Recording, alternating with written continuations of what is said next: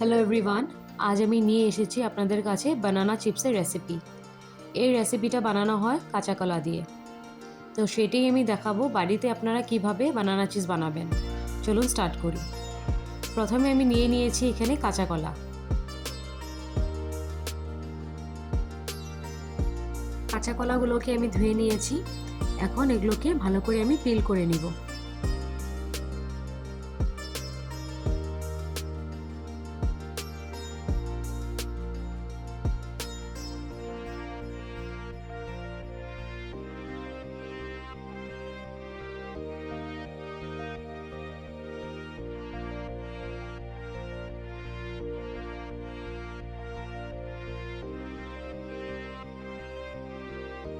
পিল করে নেওয়ার পর কাঁচা কলাগুলোকে আমি চাকু দিয়ে পাতলা পাতলা করে গোল গোল করে কেটে নেব।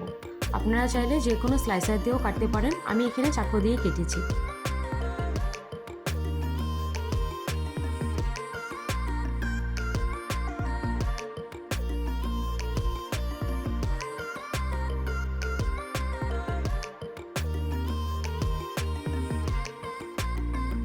কাঁচা কলাগুলো আমার কাটা হয়ে গেছে। এখন একটা বাটিতে আমি নিব 1 চামচ মতন লবণ, 1 চামচ মতন হলুদ গুঁড়ো আর সামান্য একটু জল। এই মিশ্রণটা ভালো করে আমি একটু গুলিয়ে নিব।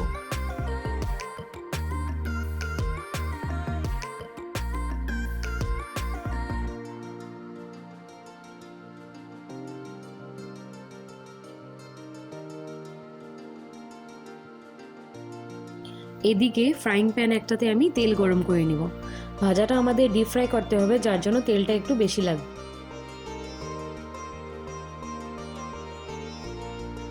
তেলটা গরম হয়ে যাওয়ার পর এখন আমরা কলার স্লাইসগুলো একটা একটা করে ছেড়ে দেব।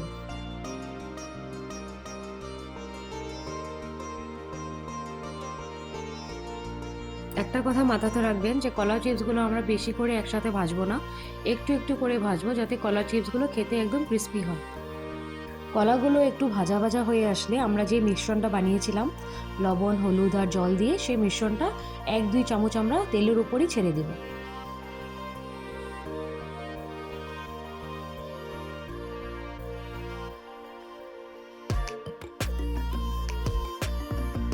কলার চিপসে আলাদা করে লবণ দিতে হয় না, আমরা যে মিশ্রণটা বানিয়েছিলাম সেটাতেই কলাতে সল্টি টেস্ট একটা এসে যাবে।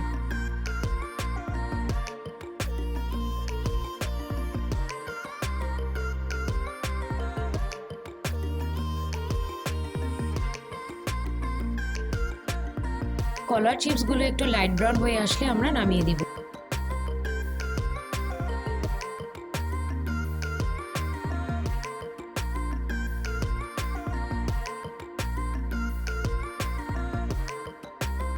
রেডি আমাদের ঘরে বানানো বানানা চিপস।